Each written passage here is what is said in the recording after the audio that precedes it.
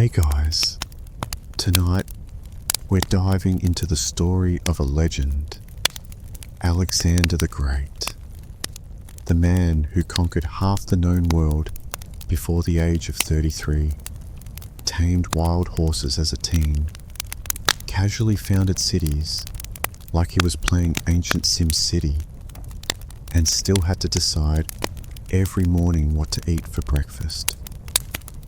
Was it roasted lamb in a golden bowl, boiled lentils in a battlefield tent, or just whatever didn't crawl away fast enough?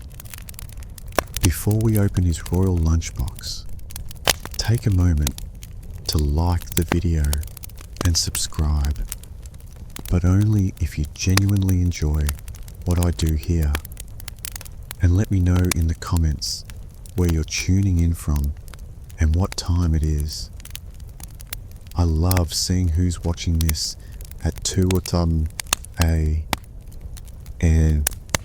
while eating cereal straight from the box, like a true war general. Now, dim the lights. Maybe turn on a fan for that soft background hum, and let's ease into tonight's journey together. Before he was Alexander the Great, he was Alexander. Eat your porridge.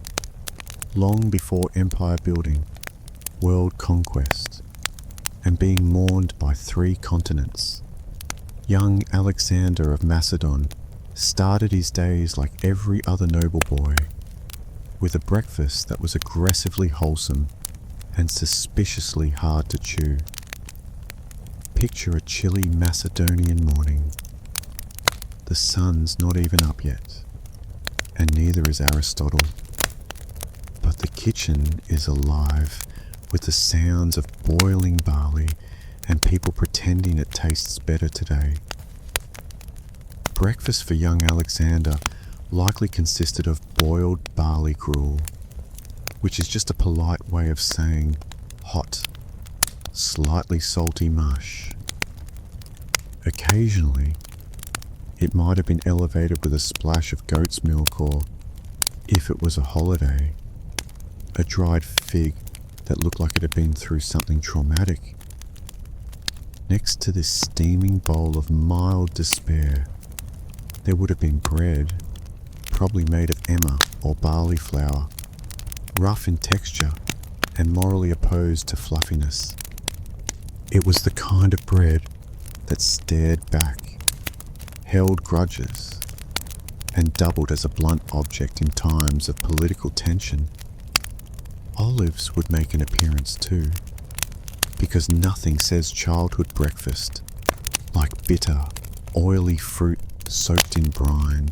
And if you were lucky, and by lucky, I mean born into a royal bloodline with at least one surviving parent, you might get a wedge of goat cheese, aged to the point of self-defense and capable of clearing your sinuses from across the room.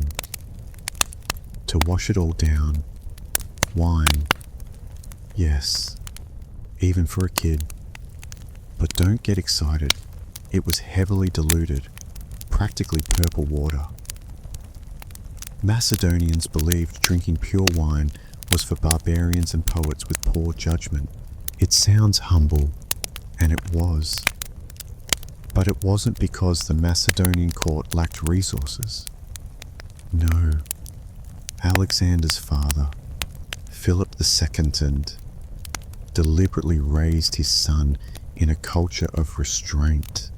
No luxury, no softness, just calories, protein, and the psychological conditioning of a man who would one day eat field rations in Persia without blinking.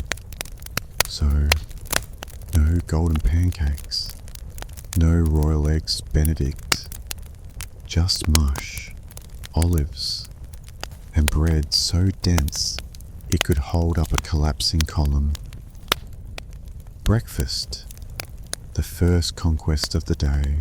Imagine sitting down to eat your lunch, and across from you is Aristotle, philosopher, scientist, and full-time buzzkill when it came to overindulgence. You just want to enjoy your barley bread and maybe a fig, and he's over there giving a TED talk on moderation between bites of lentil stew. Alexander, as a teenager, wasn't just learning how to swing a sword. He was trained in ethics, logic, rhetoric, and probably which foods made you too lazy to conquer Asia.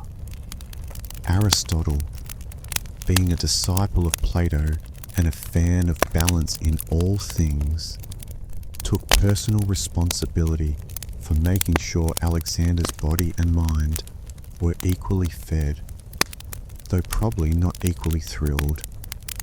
Meals were opportunities for character development. If you reached for a second chunk of cheese, Aristotle was likely to raise an eyebrow and casually mention how gluttony dulls the soul and thickens the wits. Fun times. But this wasn't just some uptight food shaming. Aristotle believed food played a central role in shaping leaders. Toilety. Somewhere in between, you got an empire and a tight core. It's likely Alexander learned the difference between food for fuel and food for vanity during these lessons. Simple legumes, like lentils, were considered good for the soul, which is impressive, considering they taste like disappointment unless aggressively seasoned. Meanwhile, anything too sweet, spicy, or luxurious was to be treated with suspicion, as if it might corrupt your morals and have you lounging in velvet by sunset. There's even some irony in how food became an educational tool.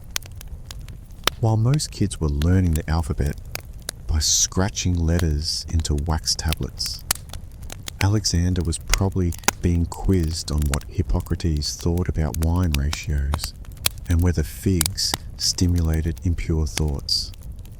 This dietary philosophy stuck with him, even when Persian cuisine was throwing its best at him. Lamb cooked in pomegranate glaze, rice so fragrant it should have been illegal. Alexander often stuck to the basics: bread, meat, water, maybe a few olives if things were wild. So, no. Lunch with Aristotle wasn't fun, but it was formative. Alexander didn't just learn how to conquer cities. He learned how to say no to seconds, and that, in ancient Macedon, was leadership. If you've ever packed a lunch with love, hope, and exactly one slice of stale bread, congratulations. You may already qualify as a Macedonian field cook. The average midday meal in ancient Macedon wasn't about flavour. It was about not fainting in the sun while shouting military slogans. Alexander's daily lunch, especially before his campaigns, would have been modest to the point of austerity. We're talking about a rough chunk of barley or emmer bread, hardened to the consistency of ceramic tile. This was the kind of bread you had to earn the right to chew, preferably with a dagger and a prayer. Accompanying this crunchy cornerstone of the meal were a few local treasures: goat cheese that travelled well but smelled like it wanted to fight you, and onions, which were practically a food group in Macedon. Onions were thought to promote strength and endurance, and, evidently, bad breath diplomacy. You might also get a small pouch of figs or dried dates, depending on the season and whether the supply caravan hadn't been eaten by wolves. These fruits were the ancient world's version of dessert, chewy, sticky, and with a texture somewhere between leather and regret. For protein, there might be salted or dried meat, typically goat or beef, sometimes boar if they just raided someone fancy. It wasn't juicy, it wasn't tender, it was the kind of meat that dared you to choke on it and win. And what did they drink? If they were lucky, diluted wine. If not, lukewarm water from a leather flask, which had spent most of the day marinating in sweat and saddle dust. Refreshing. Technically, it's worth noting that Alexander ate the same food as his soldiers. He didn't send for exotic spices or request grapes peeled by hand. No, he sat in the dirt, tore off a piece of rock-hard bread, and chewed like a man trying to motivate an empire with his jaw strength alone.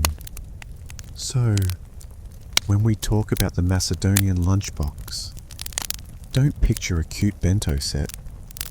Picture a burlap pouch of calories that hated you just enough to keep you alive.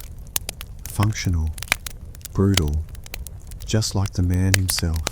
Dinner with your father is already a tense affair when you're a teenager. Now imagine your father as King Philip II of Macedon, a man who juggled diplomacy, warfare, and at least 7 wives like it was a competitive sport. Welcome to mealtime at the royal table, where the food was warm, but the conversations could lead to exile. Philip's dinners were likely grand by Macedonian standards, but still a far cry from Roman-style gluttony. Thick roasted meats, stews, thick with lentils, boiled grains, and a jug of wine that had seen things. The man was famously fond of his drink. Historical sources politely call him a heavy drinker. That's ancient biographers speak for your dad's drunk again. Alexander, on the other hand, often abstained or drank sparingly, not because he didn't like wine, but because Philip had a habit of mixing politics with Pinot, and young Alexander was already strategizing around him like a mini general. Nothing spoils your appetite like watching your dad negotiate a military alliance between bites of charred lamb. The conversation, intense. You've got military advisors arguing over borders, poets reciting verses between gulps of stew, and philosophers casually insulting each other in ancient Greek. All while Alexander quietly eats his cheese and plots how to eventually out-conquer his father, which he absolutely did, by the way. Occasionally, Philip would bring back exotic ingredients or dishes from other parts of the Greek world: spiced fish, honeyed pastries, or strange herbs that made your tongue tingle. Alexander tried them, made polite comments, but always circled back to the basics: bread, meat, wine, solid, predictable, useful for empire building. The emotional side of these dinners? Let's just say therapy wasn't invented yet. Philip was both a role model and a raging migraine in sandals. Their relationship was part love, part gladiator match. At one dinner, Alexander even stormed out after Philip drunkenly insulted him. That's how bad the vibes were. And this was before someone tried to assassinate Philip with a spear. So, yes, dinner with Dad was formative. It sharpened Alexander's political instincts, toughened his resolve, and probably gave him a lifelong preference for quiet meals with fewer stabbing risks. Now let's talk about Alexander on the road. Not just any road, but the kind that stretches through scorching deserts, snow-bitten passes, and occasionally over the burning remains of your enemies. What's for lunch on this scenic route? A delightful serving of desperation with a side of tactical nutrition. Field rations in Alexander's army weren't made for flavour. They were made for survival, mobility, and ideally not killing you mid-march. Picture a linen pouch filled with barley bread, onions, and dried meat, ingredients that were travel-friendly, immortal, and borderline spiteful in texture. The bread, dense, hard, unflavoured. If you could chew through it without breaking a tooth, congratulations, you were fit for service. These loaves doubled as utensils, shields, and, in extreme cases, emotional support objects. Reheated over a campfire, they could almost pass as edible. Cold, you'd sooner bite a rock, but meat, if available, was salted beyond recognition. Goat, lamb, or beef, sliced thin, left to dry in the sun, and sold until it became more mineral than muscle. This wasn't jerky. This was ancient dental testing material. It kept well, though, and if you soaked it long enough in water or wine, it might even bend. Onions and garlic were constant companions, not because they were fun, but because they were cheap, pungent, and believed to boost stamina. Nothing says, "I'm ready for battle," like breath so intense it clears a phalanx.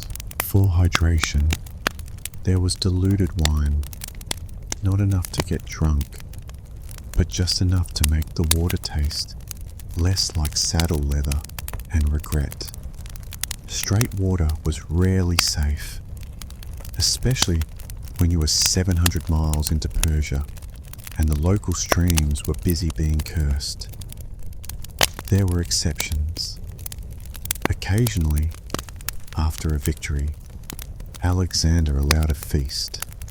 Roast animals, flatbreads with herbs, wine that didn't taste like boiled sandals.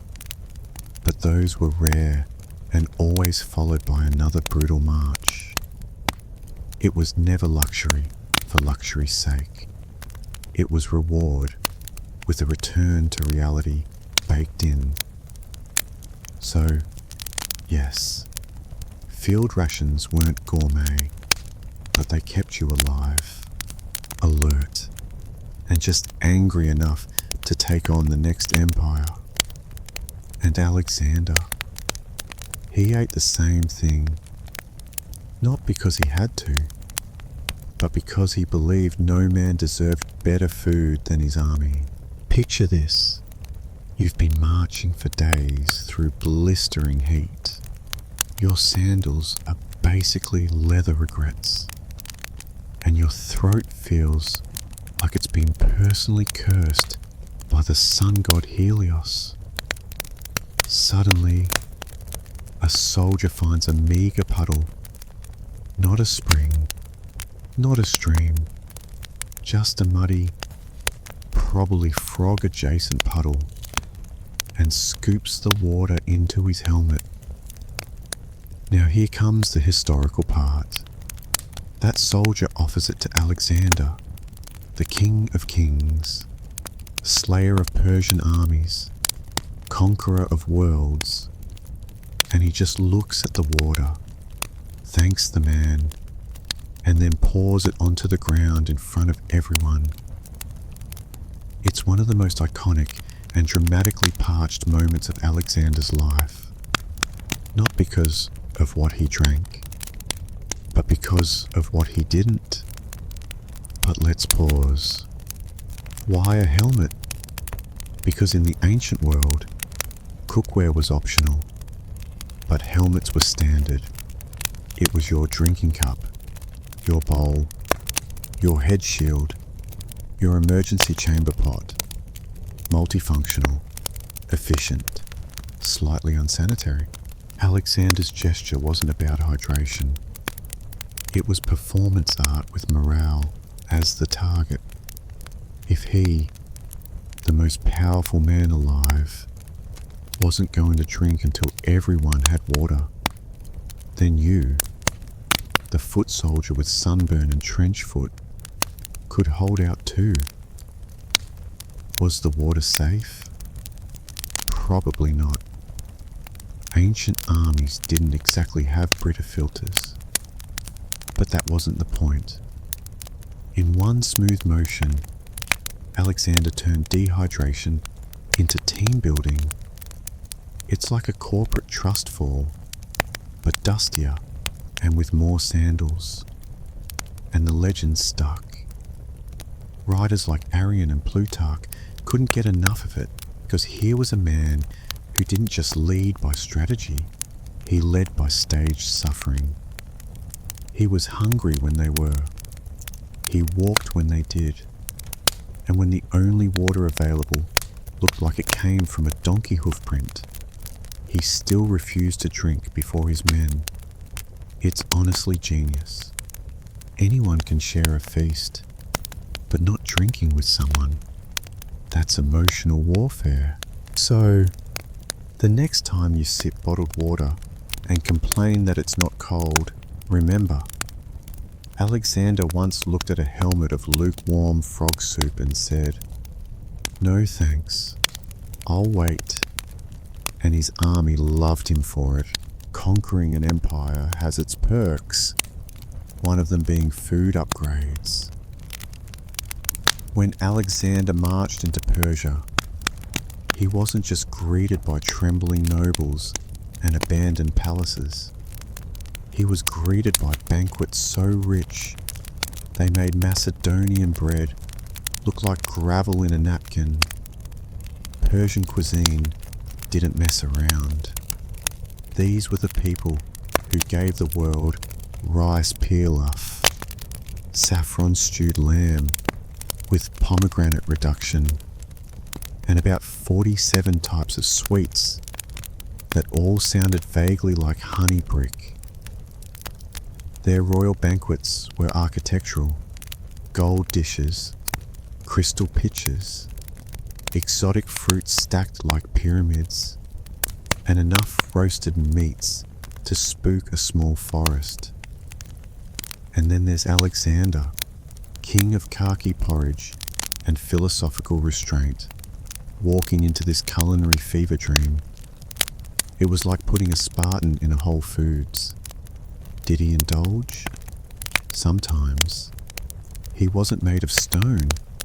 Sources say he did try the saffron rice, the date-filled pastries, and the wine so strong it needed its own map. But overall, he kept his diet surprisingly modest. He still preferred bread, meat, and water over any jeweled stew or gold-dusted fig. This wasn't just personal preference, it was a statement. To Alexander, overindulgence meant softness, and softness, in his worldview, led to losing empires. So, while Persian nobles reclined on silk cushions, biting into stuffed quail, Alexander was still chewing on his trusty barley biscuit, likely wishing it had a bit more existential resolve. He did, however, let his men enjoy the spoils. After years of dust and boiled goat, they deserved a night or 12 of gluttony, roast lamb, grilled fish, honey cakes, all served on dishes so ornate they probably had their own inheritance plan. But Alexander, he stayed cautious. He'd seen what happened to leaders who let luxury dig in too deep. A soft belly made a poor shield on the battlefield. That said, he wasn't completely immune. A few Persian ingredients, like rose water and cinnamon, reportedly made their way into his meals. Flavor, after all, was not treason. So, yes, Persia sent a buffet, and Alexander sampled it. But in the end, he still dined like a man with deserts to cross, enemies to chase, and a deep distrust of anything that sparkled on a plate. Alexander never actually sat down to dinner with Darius III, but he definitely sat down to dinner because of him. After chasing the Persian king across Asia like the world's most determined food delivery guy, Alexander eventually inherited more than just his throne. He inherited his entire dining setup. We're talking about a royal kitchen operation on steroids. Darius didn't travel with a few cooks and a pot.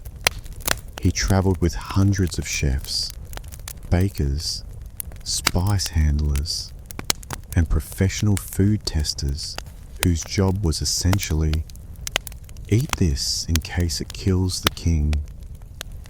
It was less of a camp and more of a Michelin-starred military convoy. When Darius fled and left the dining tent behind, Alexander entered a world of decadence previously reserved for immortals and people with very fragile egos. Gold-plated dishes, tables groaning under slow-roasted lamb, saffron rice, grilled fish wrapped in fig leaves, and sauces that had been aged longer than most Macedonian soldiers. How did Alexander react? Well, like a man raised on onions and skepticism, he sat bolt upright, reportedly ignored the couches, and ate quietly while everyone around him reclined and tried not to make eye contact with the extremely intense conqueror.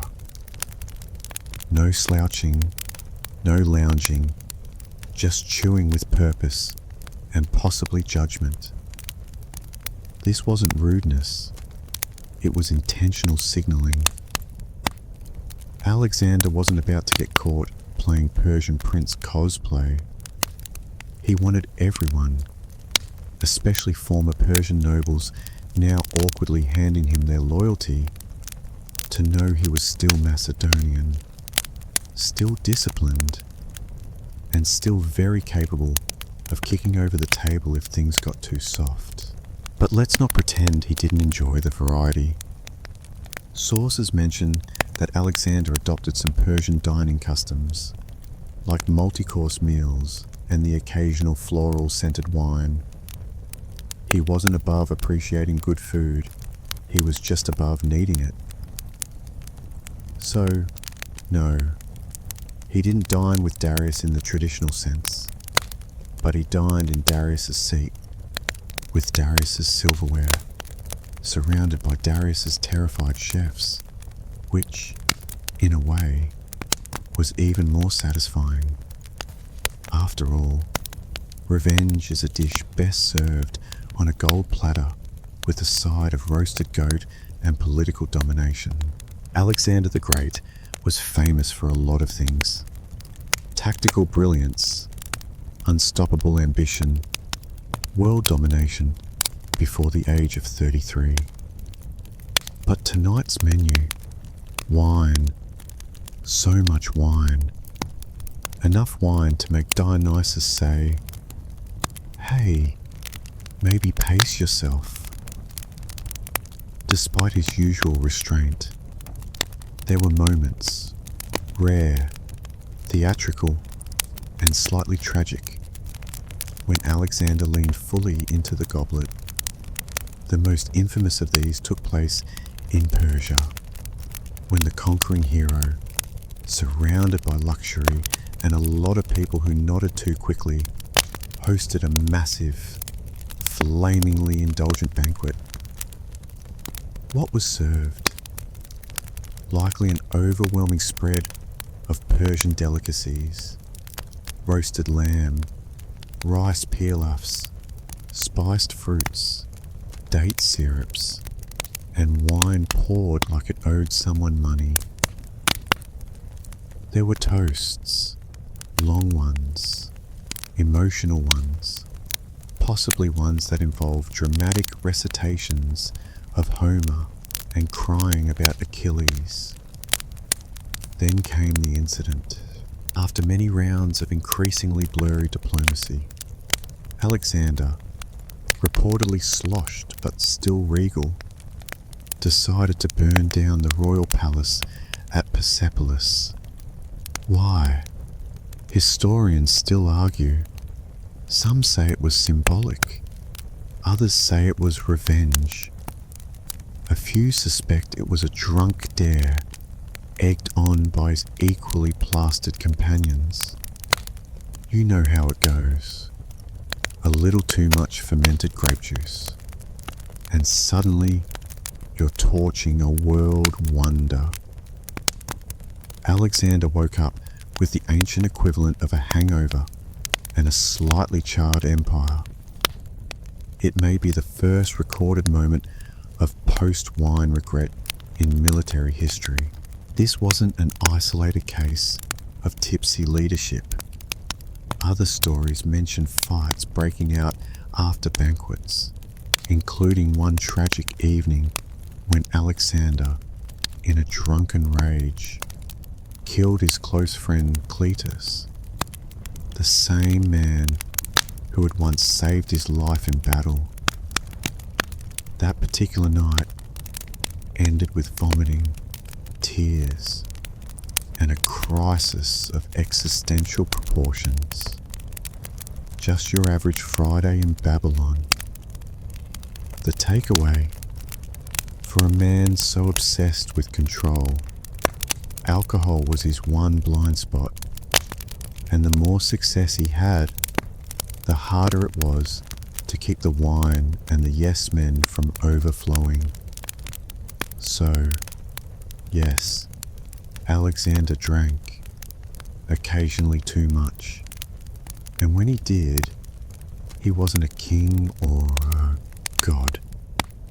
He was just a very drunk man with a very bad sense of scale and, unfortunately, access to torches. Marching into India was not just a geopolitical maneuver.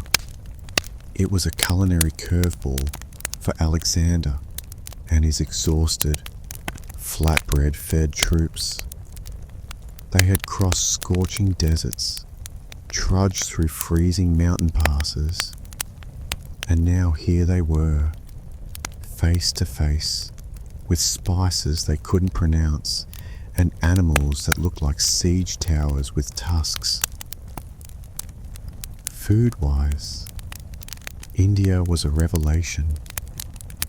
This was a land of lentils, rice, ginger, turmeric, tamarind, and enough chili-adjacent heat to turn a Macedonian soldier's helmet into a steam room. Ancient sources, albeit vague and vaguely dazzled, describe how the army encountered entirely new flavors: curries, fragrant stews, and vegetables that weren't just boiled until emotional. Alexander reportedly welcomed it. Despite his taste for simplicity, he was curious, adaptable, and just self-aware enough to know that you don't insult local cuisine while you're still technically invading. He tried their food. He respected their traditions. He did not, however, learn to cook. that remained strictly someone else's problem. His men, on the other hand, did not adjust as gracefully. Macedonian soldiers were built for meat, bread, and grumpiness. Spiced lentils and strange fruits were met with suspicion or, in some cases, public complaint loud enough to scare the elephants. Rumour has it many soldiers began missing good old barley stew. That is, if you can call barley stew good. Then came the elephants, not as dinner, mind you, but as battlefield opponents.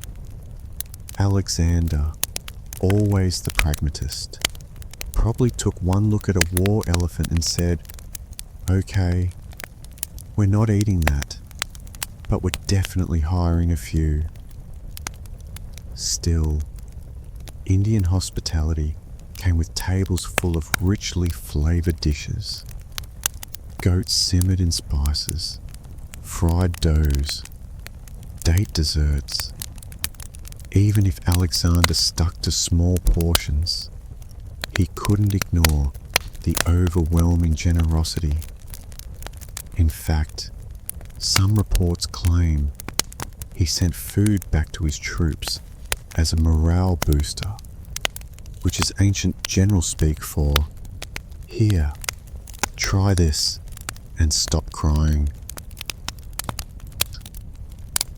Ultimately, India expanded more than just the empire's borders.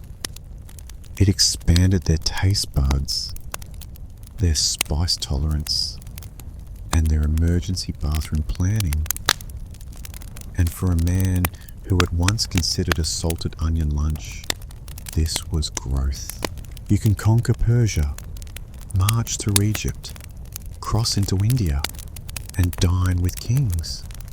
But eventually, the lentil always finds you. For Alexander, no matter how far he wandered or how many golden feasts were laid before him, he kept circling back to the culinary equivalent of a shrug: boiled lentils, humble, unpretentious, and textured somewhere between mushy gravel and warm skepticism. Lentils were his dietary North Star.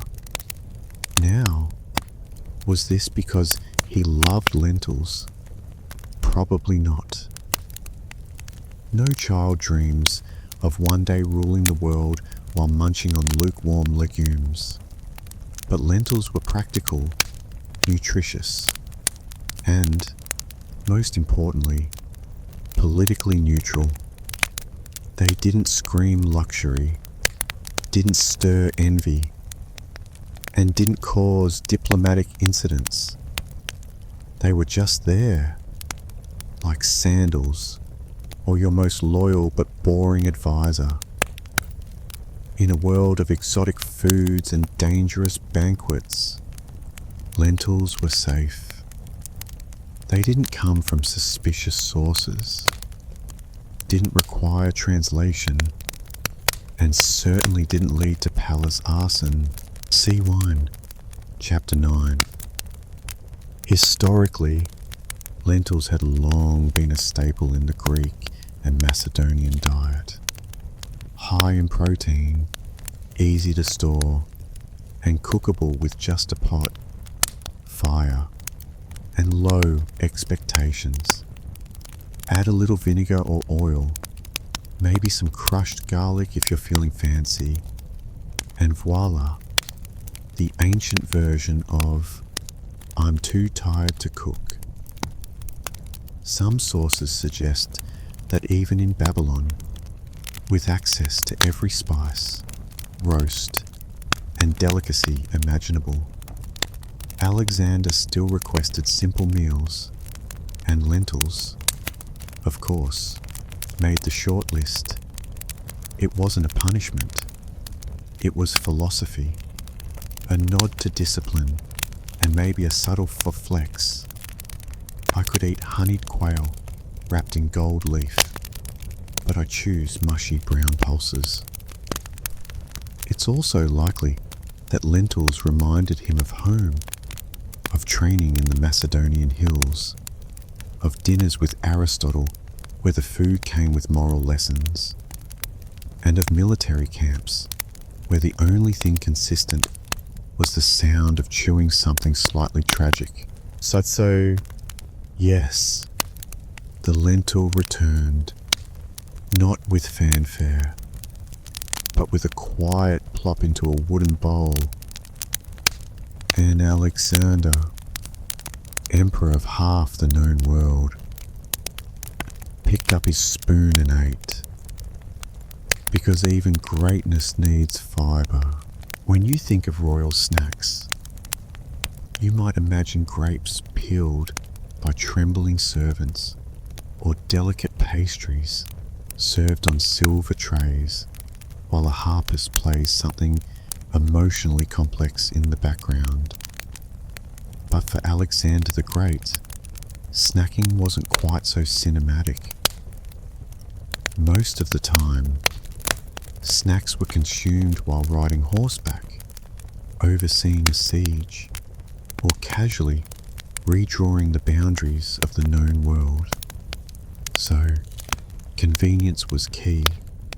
Snackability was measured not by flavour, but by whether it could survive being dropped in a saddlebag, stepped on by a horse, and still be technically edible.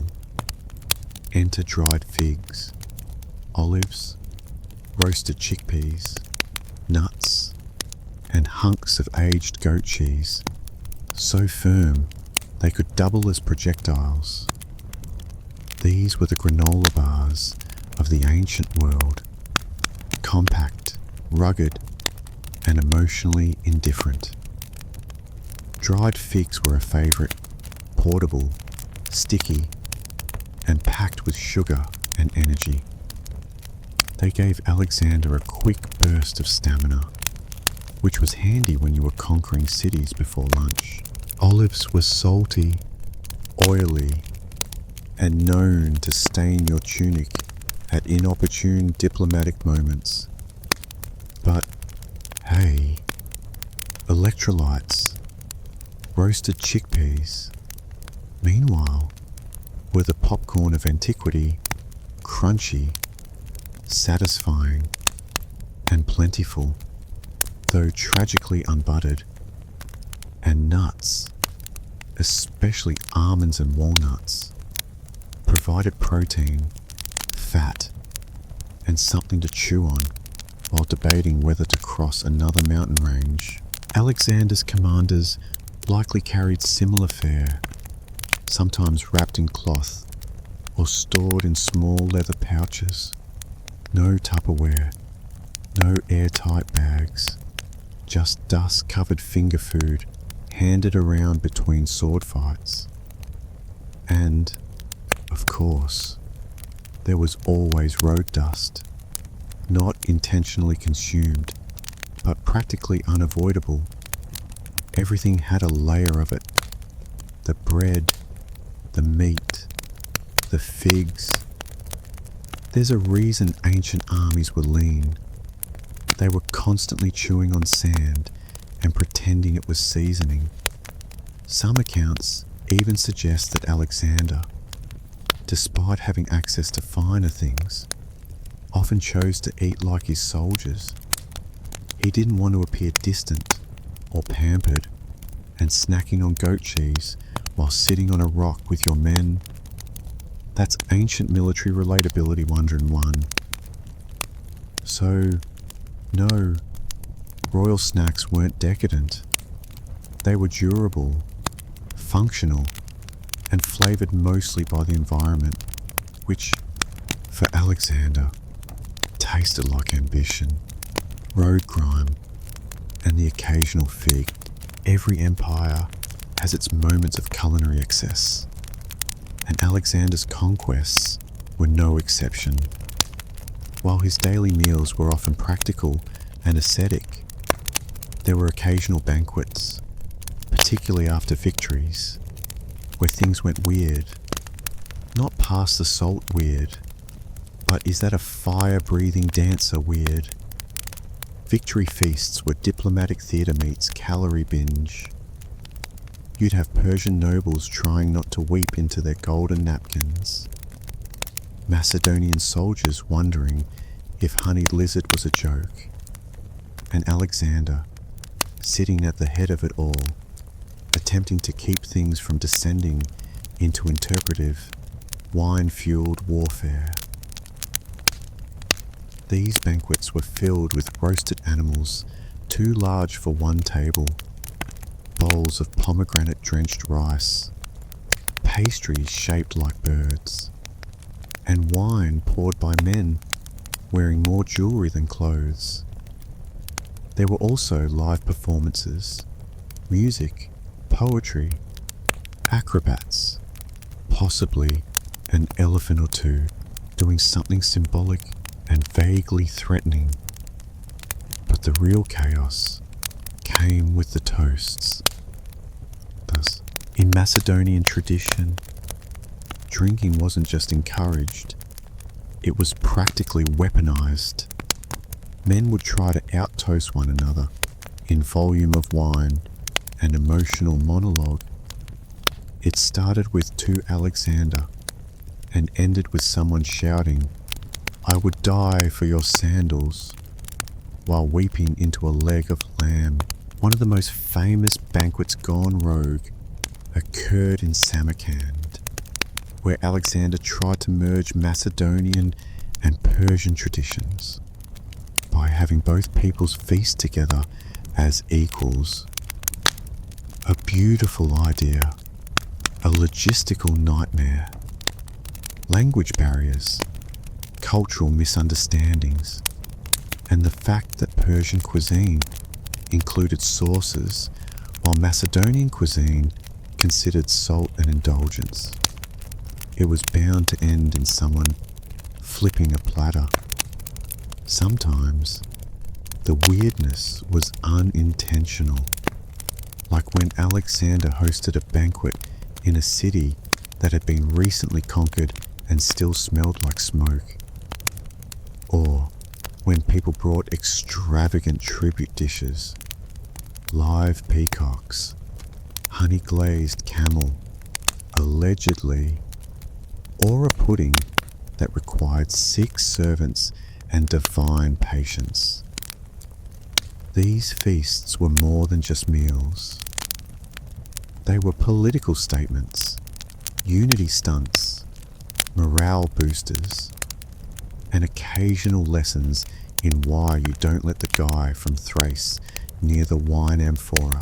So, yes, Alexander could throw a party, but even then, he often ate sparingly, drank carefully, and watched everything like a man who knew history was always taking notes. By the time Alexander reached Babylon, he wasn't just a king. He was a global brand, with a diet that now included elements from Greece, Persia, India, and whatever that thing was they roasted in Bactria. Babylon, of course, rolled out the red carpet, and by red carpet, we mean feasts that made Olympic opening ceremonies look like potlucks. This was the culinary climax of his journey.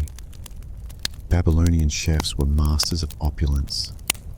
They had access to grain-fed lamb, spiced date wine, cooked fruits, and endless sauces, all served with flair and usually on something gold. Meals came in courses, with music, incense, and the faint scent of either glory or exhaustion, maybe both. Alexander's table was now a geopolitical event. Sitting beside him, Persian satraps, Indian emissaries, Greek generals, and probably a philosopher or two, pretending they weren't deeply uncomfortable with cumin. Yet, despite the spectacle, Alexander still ate simply most of the time. He didn't gorge. He didn't drape himself in honey. He kept the old habits: bread, meat, maybe a little wine, even as peacocks stuffed with dates paraded by. One part discipline, one part political messaging. Yes, I rule the world, but I'm still humble enough to chew jerky like a field grunt. And then came the final feast. Accounts vary wildly, as ancient historians weren't exactly known for fact-checking, but most agree Alexander attended a massive banquet, possibly in honor of a god, a friend, or just surviving another Thursday. There was food, there was a lot of wine, and sometime afterward, he fell ill. Was it poisoning, a fever, malaria, liver failure from years of high-functioning world domination? We'll never know. What we do know is that for 11 days, Alexander lay bedridden, unable to speak, eat, or rise. The man who'd consumed continents could barely sip water.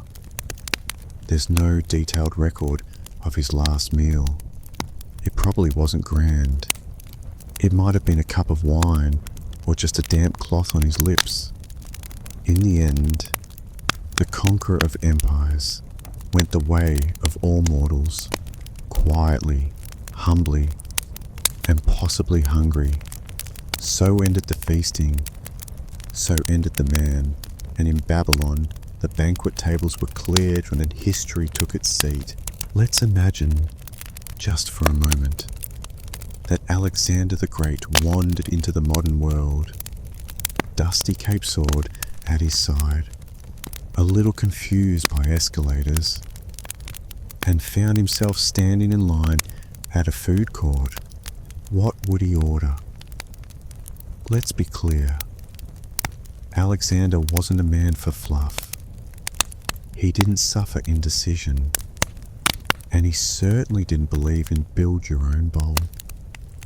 He'd scan the options: fusion tacos, rainbow smoothies, deep fried everything, and likely settle on something simple, portable, and protein packed. He'd skip the sugar-crusted trend foods and probably head straight for a lamb gyro, nodding approvingly at the roast meat spinning like a mini war chariot. Barley-based energy bars, familiar territory. Lentil soup, a nostalgic favourite. Grilled onions, yes, but only if the smell reminded him of conquest and poor impulse control. Fast food would puzzle him, but military efficiency might win him over. The idea of food being ready in under 2 minutes would have felt like witchcraft and Macedon, though he'd probably want to inspect the kitchen and possibly conquer it. If forced to deal with a modern menu, he'd have questions. Why is this called a Caesar salad? Was he not stabbed in the forearm? Why is this chicken general so? What army did he command? And upon tasting a milkshake, this is delightful. What animal did you milk to get sugar? Health-wise, he'd probably thrive. His original diet, light on carbs, heavy on walking 20 miles before breakfast, was already influencer approved. Paleo, he basically invented it. Keto, that's just campaign season. Yet, even with all this novelty, it's likely Alexander would still crave simplicity. A flatbread, some roasted meat, a cup of wine, mixed, of course, because he wasn't a barbarian. No glittery cupcakes, no avocado toast, definitely no food served in a mason jar. Why? Because Alexander wasn't just a man of appetite. He was a man of purpose. Food was fuel, a tool, occasionally a morale booster, but never the main event. So, if you ever find yourself debating what to order while feeling deeply indecisive, just ask yourself, would Alexander eat this? Or would he annex it? And suddenly, that lentil wrap might not look so boring after all.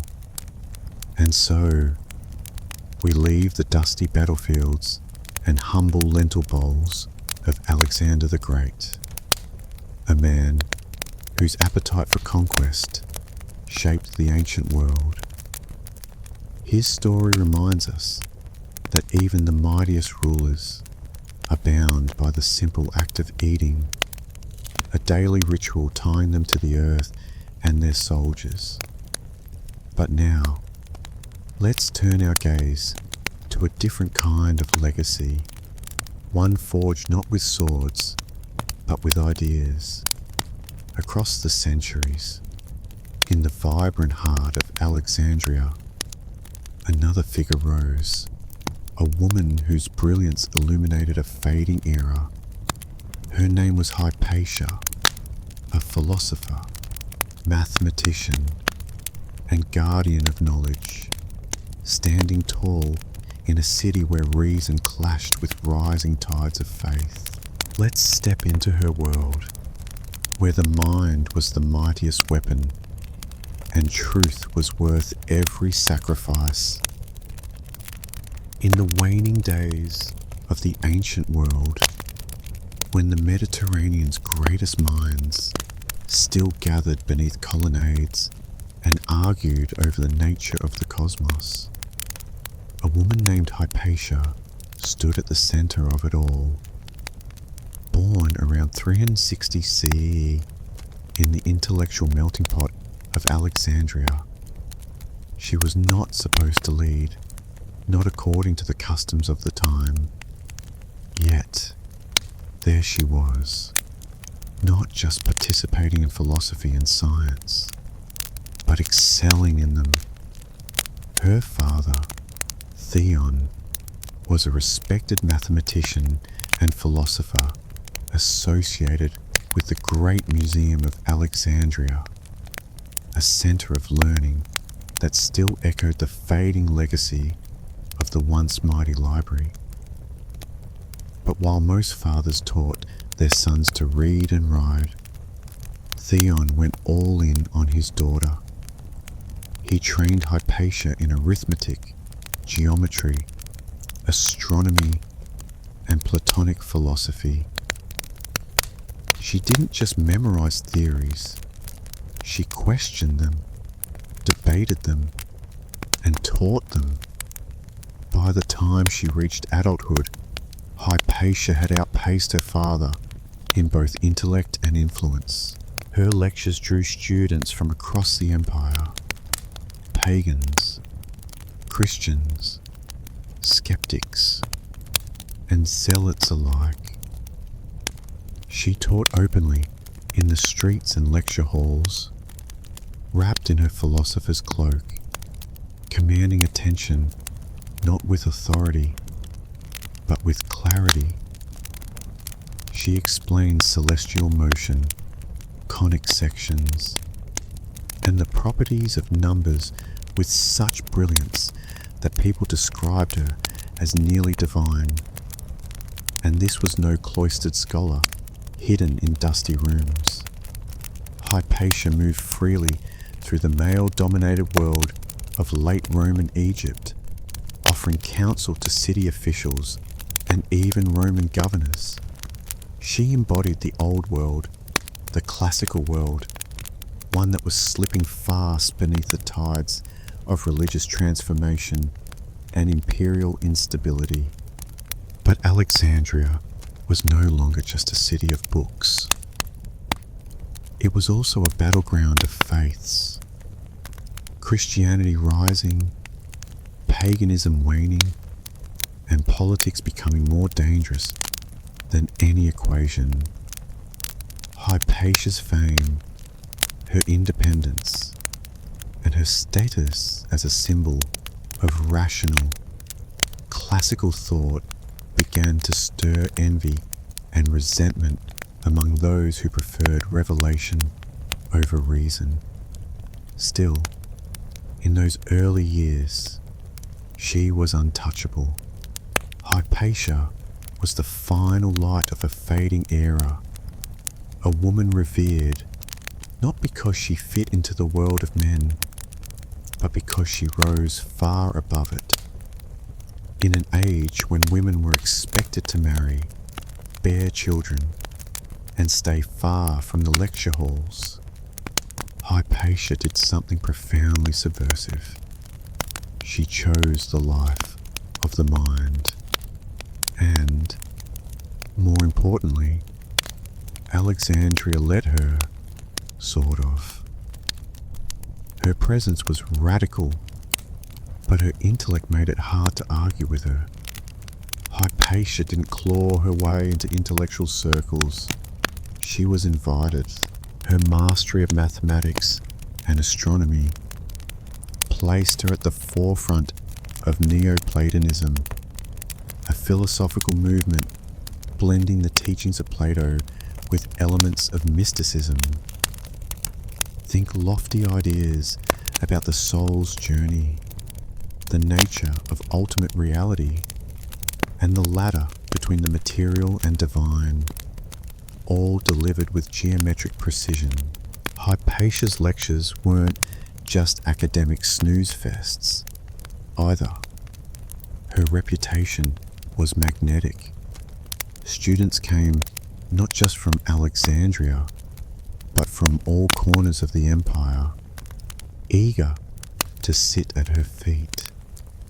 Many of them were upper-class Roman men who, paradoxically, learned about logic and discipline from a woman whom their own societies would have silenced. She taught publicly, not in secret. She rode through the city in her philosopher's cloak, commanding attention in forums and amphitheatres, often giving speeches in front of mixed crowds. It wasn't just her knowledge that captivated, it was her character. Hypatia was famously ascetic, uninterested in wealth or pleasure. She remained unmarried, perhaps deliberately, to maintain her independence and philosophical purity. According to one story, likely apocryphal, but still telling, when a student tried to pursue her romantically, she shut him down by flinging a bloody menstrual rag at him and declaring, "This is what you love, young man, not beauty." Point taken. Yet, despite her stoicism, she wasn't cold. Many of her students adored her, not just as a teacher, but as a moral guide. Some went on to become bishops, judges, and governors. In particular, Synesius of Cyrene, one of her most devoted students, later became a Christian bishop, yet maintained his reverence for Hypatia for life, writing letters to her that read like a combination of fan mail, philosophical inquiry, and spiritual therapy. She wasn't just a scholar. She was the embodiment of Alexandria's ancient soul, scientific, philosophical, tolerant, and dangerously brilliant in a world growing more intolerant by the day.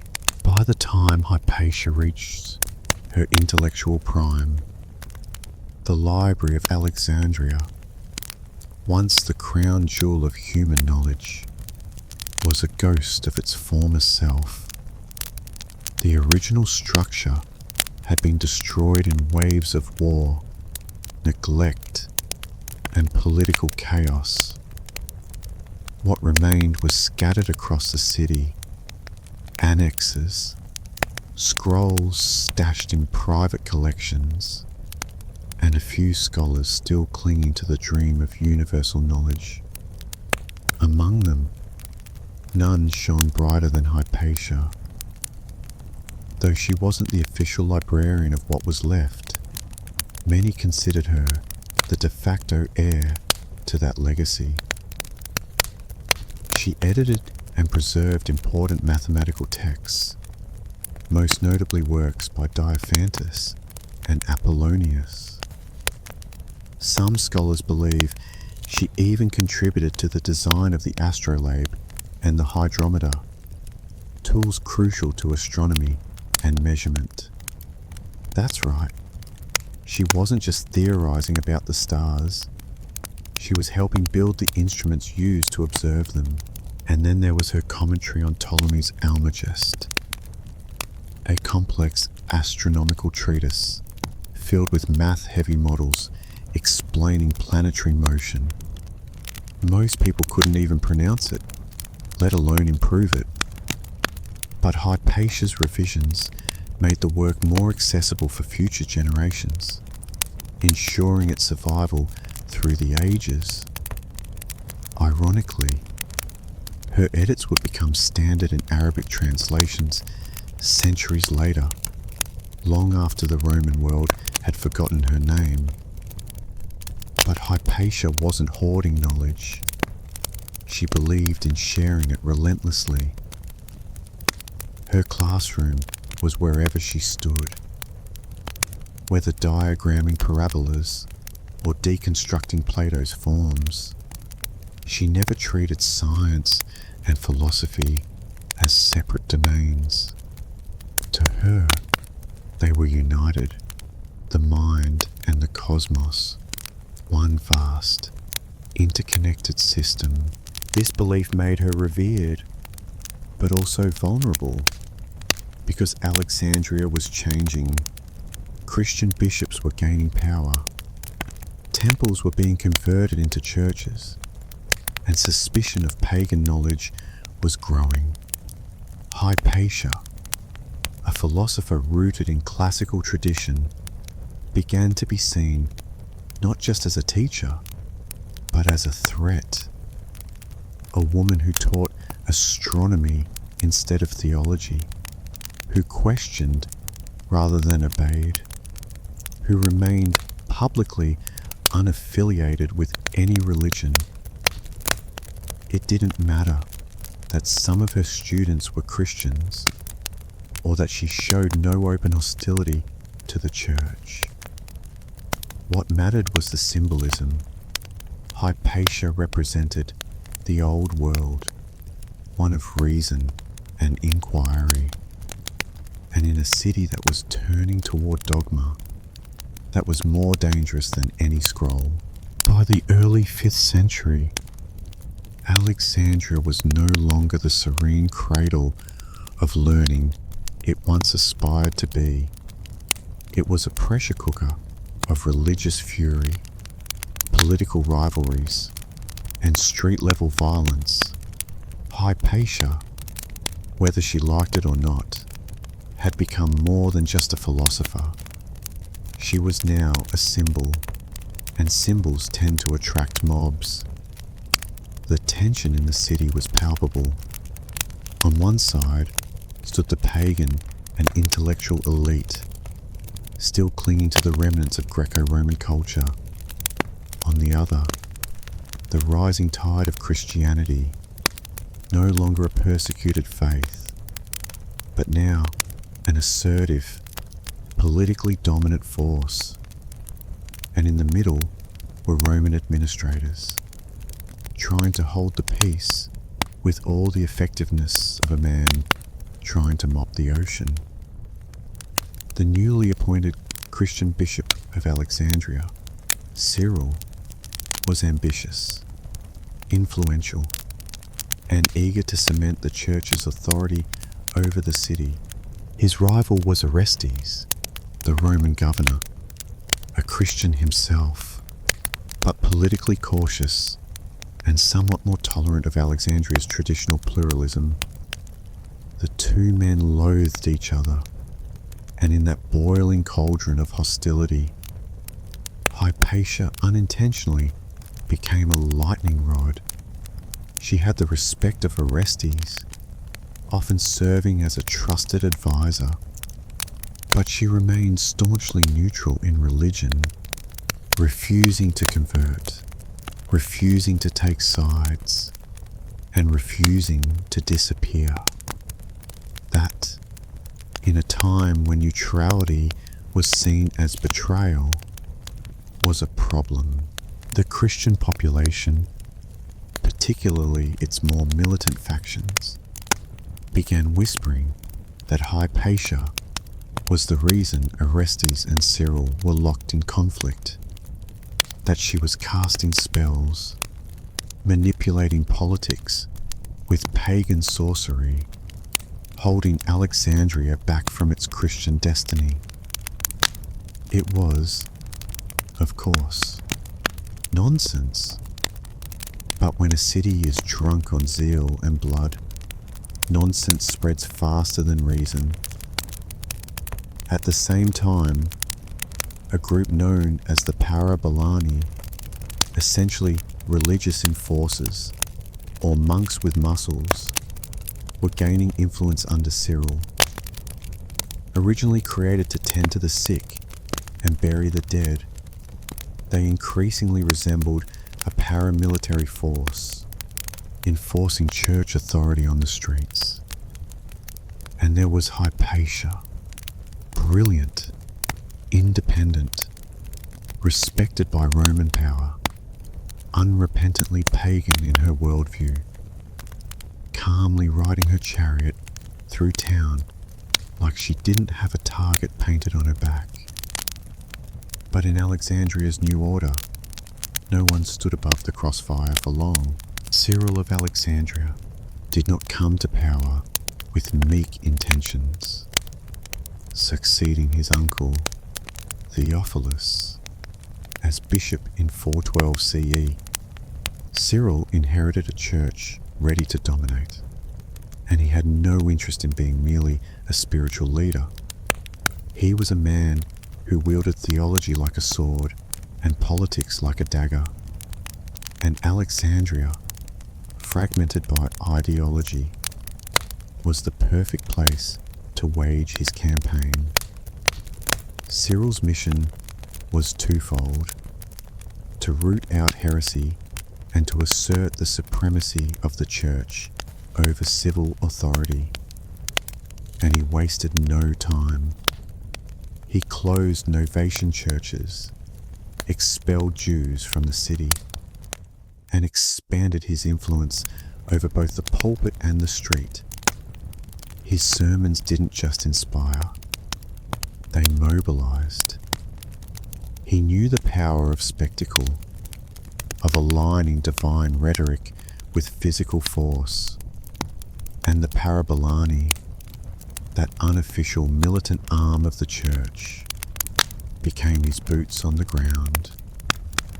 Naturally, this didn't sit well with Orestes, the imperial governor.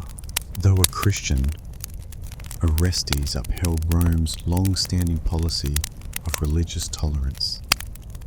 He resisted Cyril's aggressive moves, particularly those that infringed upon civil law. Their relationship went downhill faster than a marble rolling down a temple staircase. Orestes tried diplomacy. He tried containment. What he got in return was violence.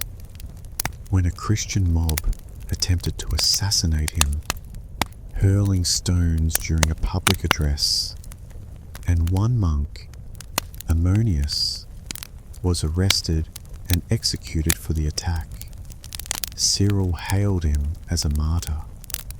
The rift was now an open wound, and caught in this high-stakes power struggle was Hypatia, respected by Orestes, resented by Cyril's followers, and impossible to ignore.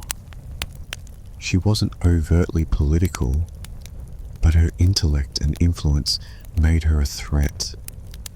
Her very existence undermined the idea that wisdom flowed only through the church. A woman, a pagan, an astronomer, and a close advisor to Cyril's greatest political enemy. It didn't matter that Hypatia had no army, no ambition for office. In a city where theology and power were now indistinguishable, neutrality was the most dangerous position of all, and Cyril's silence on the growing whispers against her would prove deafening. Because in Alexandria, when people start pointing fingers at witches, it's only a matter of time before someone lights the fire. By 414 CE, Alexandria had become a city where truth was no longer required for conviction, only suspicion and a crowd. Hypatia, once celebrated across the empire as a philosopher of unmatched brilliance, was now being recast in darker tones by her enemies. Whispers spread like plague that she was a sorceress, that she kept Orestes under her spell, that she was plotting against the church. None of it had any factual basis, but facts were no longer fashionable. Much of the propaganda against Hypatia played on her visibility. She was a public figure, riding in her chariot, teaching in the open, consulting with high officials. That sort of confidence, in a woman no less, offended the rigid worldview taking root among Alexandria's religious hardliners. To them, Hypatia represented everything that was wrong with the old world. She was female, philosophical, and defiantly unconverted. Rumors claimed she worshipped demons, that she practiced dark arts, that her astrolabes were magical instruments used to bend the will of men. In reality, they were just scientific tools.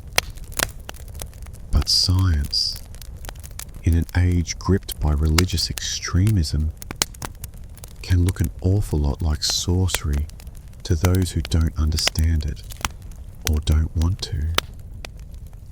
One story even accused her of preventing reconciliation between Orestes and Cyril. The logic was as follows. Hypatia advised Orestes. Orestes opposed Cyril. Therefore Hypatia must be the root of the conflict. A tidy little syllogism, convenient, simple, and lethally wrong. The streets buzzed with unrest. It was no longer a matter of if something would happen to Hypatia, but when and how violently. The Parabolani, once caretakers of the poor, had fully transformed into zealots itching for a cause, and the city's Christian majority, already primed to see Hypatia as a dangerous pagan witch, needed only the faintest nod to act. That nod never came publicly from Cyril. He was too careful for that. But his refusal to condemn the rumors, to quell the hysteria, to publicly defend a woman he surely knew was innocent, spoke volumes. Silence, after all, is just another kind of signal. And so, the trap closed, slowly, invisibly, around Hypatia, not with chains, but with whispers and pointed fingers. The kind of prison you never see until it's too late. It happened in the spring of 415 CE. Hypatia, now in her mid-50s, still rode her chariot through Alexandria's streets, still taught her students, and still dared to exist in defiance of the narrative her enemies had crafted. She likely knew the danger. The glances had turned hostile, the whispers sharper, and the atmosphere thick with menace. But she carried on, a living rebuke to fanaticism, and then, one day, they came for her. It wasn't an organized trial or an official execution, it was a mob, frenzied, righteous, and brimming with hate, led by the Parabolani and, allegedly, stirred by a man named Peter, a reader in the church. They intercepted her in the streets. She was dragged from her chariot, stripped of her clothing, and hauled into a church building. A sacred space turned into a butcher's den. What happened next is difficult to describe without flinching. Contemporary accounts, particularly that of the historian Socrates Scholasticus, say the mob murdered her with roof tiles or oyster shells, flaying the flesh from her bones. Others say they tore her body apart, limb by limb. What we do know is that, after they killed her, they burned the remains, an extra insult, as if erasing every trace of her existence would somehow make the deed righteous. It was a murder, not of policy, but of passion, the kind fueled by ideology, not legality. No trial, no verdict, just execution by rage. Alexandria lost more than a woman that day. It lost its last voice of the classical tradition, its last public philosopher, and, arguably, its last claim to the cosmopolitan spirit that had once defined it. Orestes was powerless to respond. Cyril? He expressed regret, but distanced himself from any responsibility. There were no arrests, no public inquiry. The silence that had preceded Hypatia's death was followed by more silence, and then, gradually, forgetting. But the damage was done. With Hypatia's death, a symbolic door slammed shut on antiquity's age of reason. It marked the end of Alexandria as an intellectual capital and the beginning of its descent into theological rigidity. Her mutilated body was the final punctuation mark on centuries of slow cultural erosion. A scholar was killed. A world was lost. In the weeks following Hypatia's brutal murder, Alexandria felt eerily quiet. Not because peace had returned, but because something essential had died.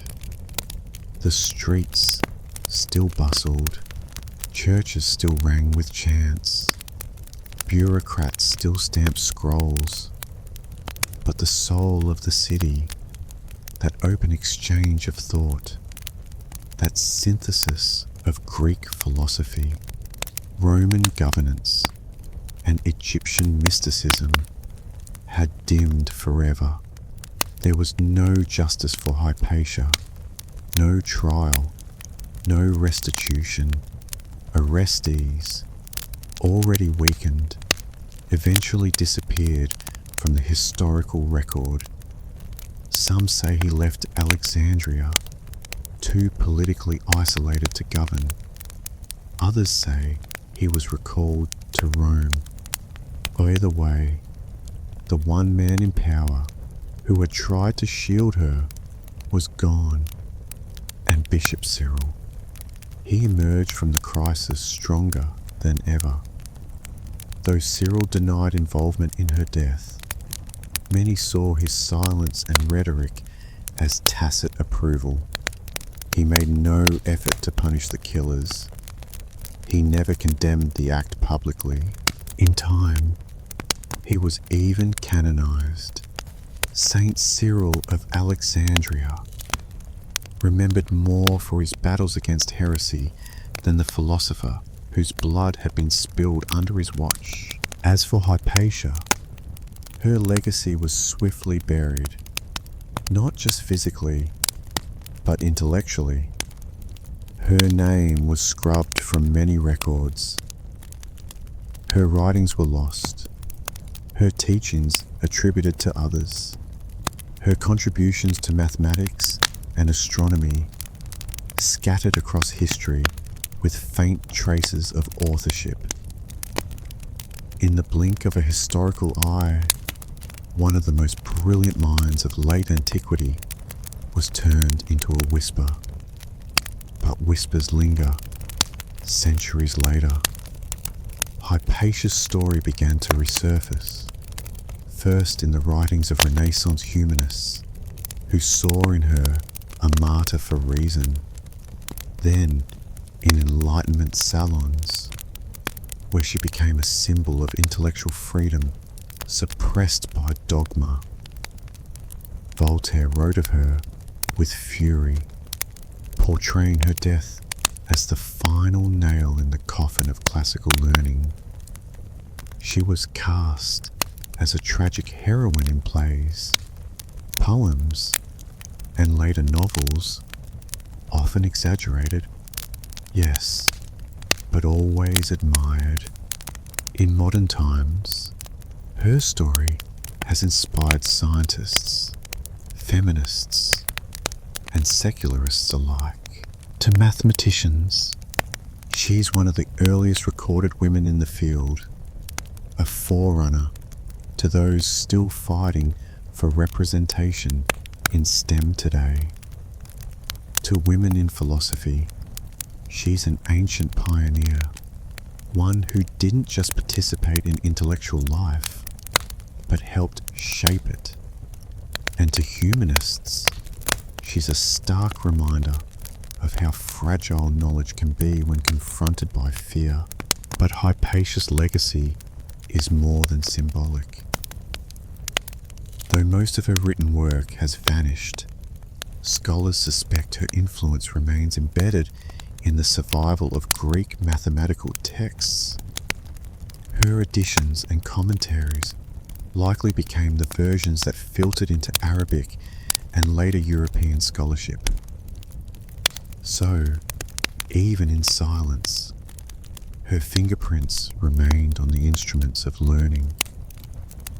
There's a profound irony in that. The mob that tore her apart sought to destroy not just the woman, but everything she stood for. And yet, Hypatia endured, not in temples or churches, but in the minds of generations who refused to let her name vanish. Today, statues bear her likeness, schools carry her name, and thinkers from all walks of life invoke her memory when the world begins to slip into ignorance. She stands not just as the last light of Alexandria, but as a challenge to each of us to speak clearly, think boldly, and never cower before the mob, because truth, like Hypatia, may bleed, but it does not break. As we bid farewell to Hypatia, the radiant beacon of reason in a darkening Alexandria, we mourn the silencing of her voice, yet marvel at the enduring echo of her wisdom. Her life reminds us that knowledge, though fragile, can spark light across centuries. Now, let us journey forward in time, from the ancient sands of Egypt to the quiet foothills of the Italian Alps. Here, in a modern age, a different kind of vision took root, not in lecture halls, but beneath the earth itself. Welcome to the temples of humankind, a hidden wonder carved in secret by a community chasing a dream as bold as Hypatia's pursuit of truth. Let's descend into their story, where art, spirit, and defiance weave a tapestry unlike anything the world has seen. Beneath a quiet stretch of the Italian Alps, just 30 miles from Turin, lies a secret that defies belief. It's not marked on any old map, nor advertised to tourists. There are no Roman ruins, no medieval cathedrals. Instead, concealed beneath the mountain village of Vidraco is an immense, hand-carved underground complex, a labyrinth of sacred chambers known as the temples of humankind. And for nearly 2 decades, no one outside a small spiritual community even knew they were there. This isn't some minor cave with a few frescoes. The temples stretch across 5 levels, connected by passageways, spiral staircases, and domes that could rival the architecture of great cathedrals. They are covered in sacred art, mosaics, stained glass, cosmic symbology, and golden altars, all chiseled, painted, and installed by hand. It's as if someone tried to recreate the Sistine Chapel underground, then added Egyptian hieroglyphs, Buddhist mandalas, Mayan glyphs, and galactic maps for good measure. Oh, and who built it? Not the Vatican, not an esoteric order with centuries of tradition.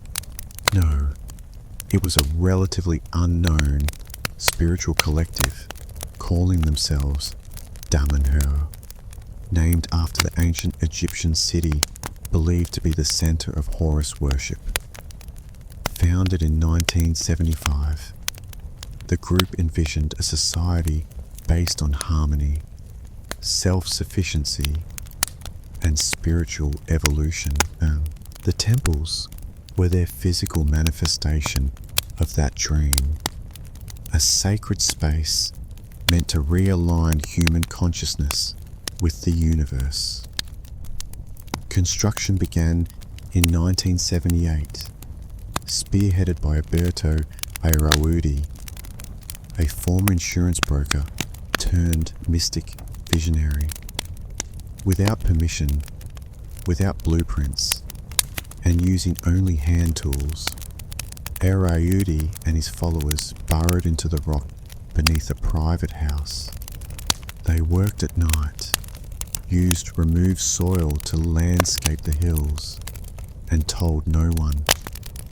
It was a kind of spiritual resistance, building in secret what they believed could not be built in public. And they got away with it for 17 years.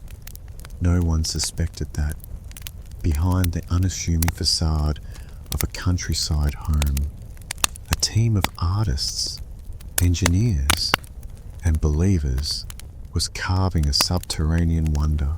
Not until a disgruntled former member tipped off the authorities in the 1990s, and the Italian police, expecting to find a bunker or tax shelter, came face to face with one of the most astonishing underground structures in modern Europe.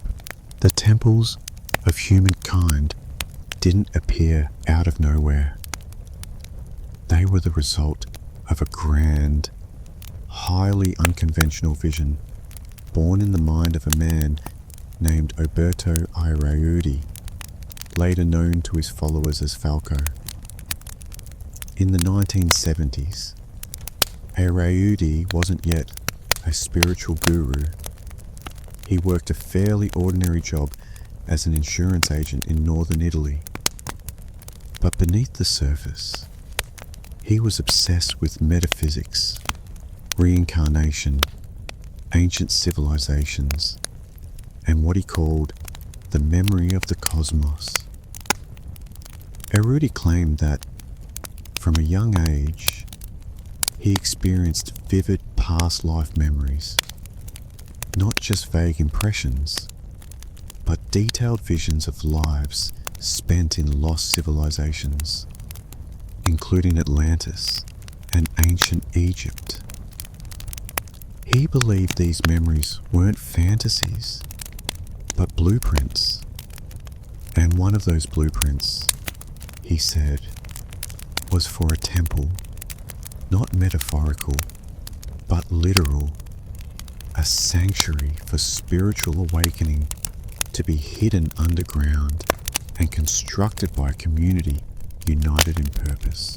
So, in 1975, he gathered a small group of like-minded individuals in the Alpine foothills. They shared his dream of a self-sufficient, spiritually evolved society. The group took the name Damanhur, after the Egyptian city of the same name, believed to be the home of Horus worship and esoteric knowledge.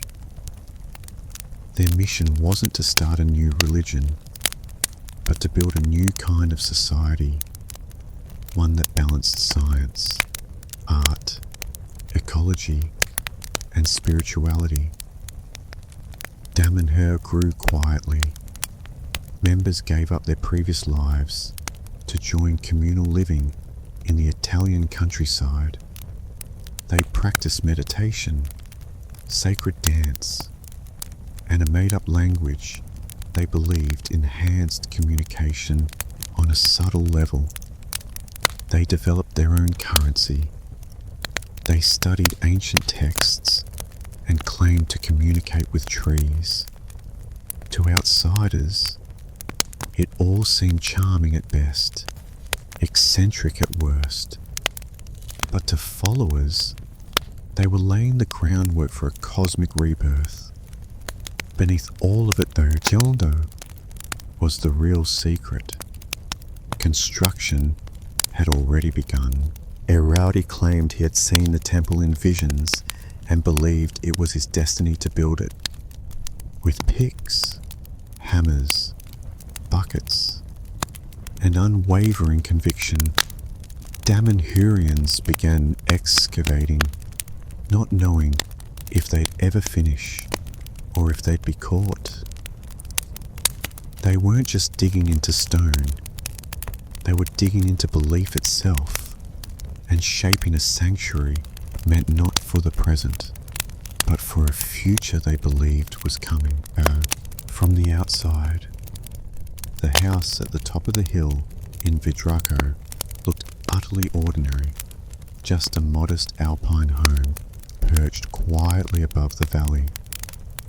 But beneath its floors, behind a secret trapdoor hidden under a carpet, lay the mouth of an ever-growing tunnel. It was here, under cover of night and silence, that the people of Damanhur undertook what can only be described as an architectural miracle, building a sprawling underground temple by hand. Construction began in 1978.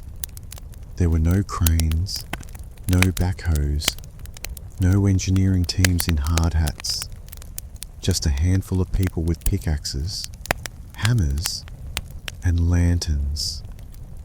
They tunneled into solid rock with basic tools, removing the debris bucket by bucket, often working through the night to avoid detection. The excavated earth was quietly distributed across the landscape, used to shape gardens and terraces, leaving no sign that anything was happening below.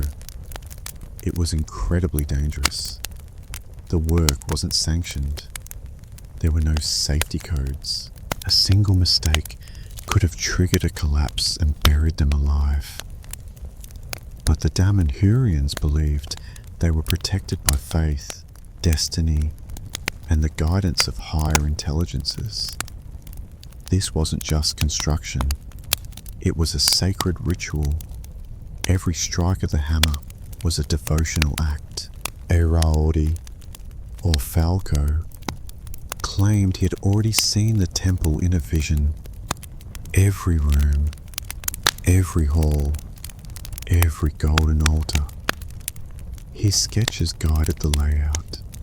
Domes representing different spiritual principles, interconnected by passageways filled with art and light. Each chamber had a function: meditation, healing, energy alignment. The architecture was driven by sacred geometry and esoteric symbolism, not modern utility. Even as more members joined the project, the secrecy held. Families passed down stories of their children growing up, playing above the temple floor, completely unaware of what was beneath their feet. Somehow, for nearly 15 years, no neighbour reported strange activities. No curious locals stumbled into the wrong doorway. No authority knocked at the door. By the early 1990s, they had carved out an underground space large enough to house several floors of elaborately decorated halls without a single outsider knowing. It was a feat of human persistence, madness, artistry, or perhaps all three. They weren't just building a temple. They were defying the modern world by proving something ancient could still be born, hidden beneath it. For nearly 17 years, the temples of humankind remained one of the best kept secrets in modern Europe. But, as with all secrets, this one eventually surfaced. Not with a whisper, but with a bang. In 1992, a former Damanhur member, bitter over a dispute with the leadership, decided to report the existence of the underground complex to the Italian authorities. He claimed there was an enormous, illegal structure buried beneath the Alps, one not registered, not inspected, and definitely not approved. To the government, it sounded absurd. An entire temple system built by a cult without anyone noticing. Still, officials were obligated to investigate. When police arrived at the site in Vidraco, they expected, at most, an unauthorized basement or perhaps a small bunker. What they found was beyond anything they had prepared for. Upon entering through the concealed trapdoor, they descended into vast chambers glittering with mosaics, golden altars, and stained glass windows, all underground. Marble pillars, vaulted domes, sacred symbology from every known spiritual tradition. The officers were stunned. Some reports say they believed they had discovered a lost civilization. The sheer size and artistry of the temples defied logic. This wasn't just a secret room.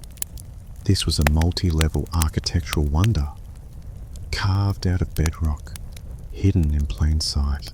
News of the discovery spread quickly, and public reaction was a chaotic mix of fascination, outrage, and bureaucratic panic. The Italian government, initially alarmed, issued an immediate stop work order and threatened to seal the complex permanently. After all, no permits had been filed, and there were serious concerns about structural safety. But something unexpected happened. Instead of recoiling in fear or ridicule, the public was intrigued. Photos of the chambers, particularly the Hall of Mirrors and the Blue Temple, began circulating in Italian newspapers. People were captivated. Who were these people? How did they build this? And why? Damanhur, now facing extinction or acclaim, chose to open its doors.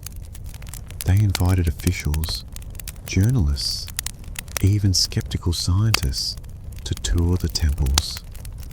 And what they saw was undeniable, not the work of a cult, but a monumental artistic and spiritual endeavour. In trying to bury their vision, Damanhur had created a marvel, and now the world wanted in. Once the cat was out of the cosmic bag, there was no going back. With the threat of demolition looming, the Damanhur community made a bold choice: complete transparency. Rather than deny or hide their creation, they invited the world inside. It was a calculated risk, but it paid off spectacularly.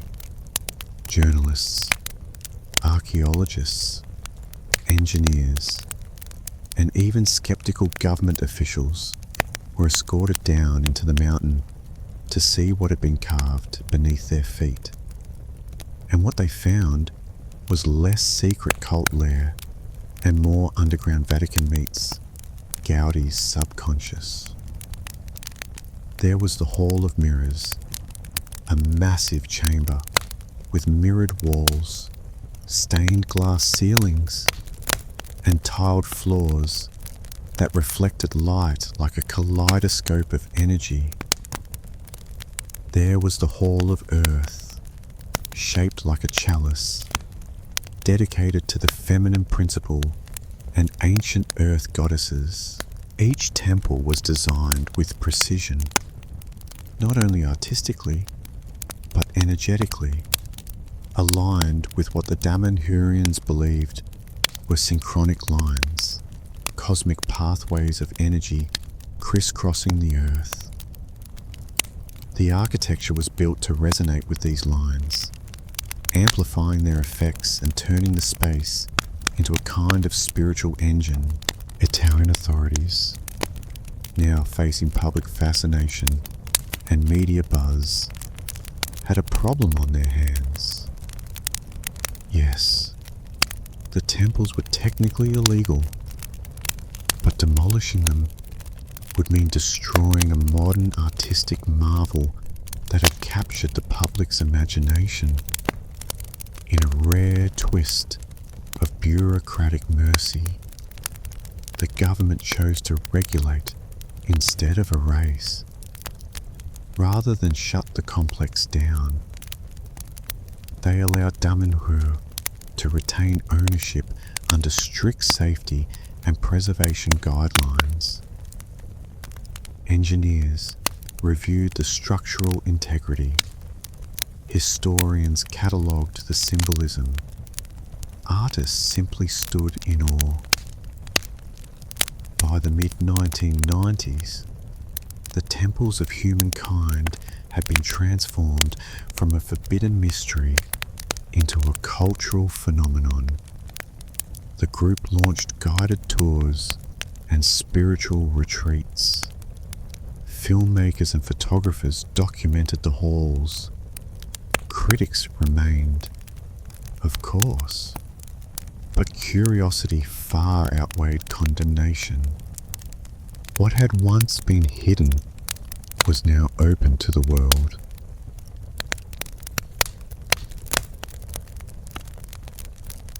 Yes. And in a strange reversal, the very secrecy that once protected the temples had had become their greatest marketing tool, people didn't just come to see art. They came to stand inside a miracle that wasn't supposed to exist. To the untrained eye, the temples of humankind might seem like an eclectic art project gone off the rails. All colours, symbols, and cosmic flair. But to the Damanhurians, every square inch has purpose. This wasn't just a sacred space. It was a machine for consciousness, a metaphysical tool designed to amplify spiritual energy, awaken latent human potential, and realign humanity with the cosmos.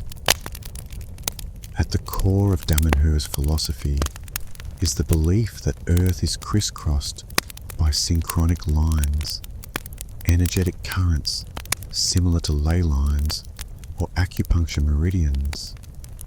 These lines, they say, connect powerful sites across the planet. The pyramids, Stonehenge, Machu Picchu, and now the underground temples in Vidraco. The temples were not randomly placed. They were intentionally built at the intersection of these lines, making them, in Damanhurian logic, a sort of interdimensional charging station. Each chamber within the temples reflects a different spiritual concept. The Hall of Water, for instance, is dedicated to past lives and emotional healing.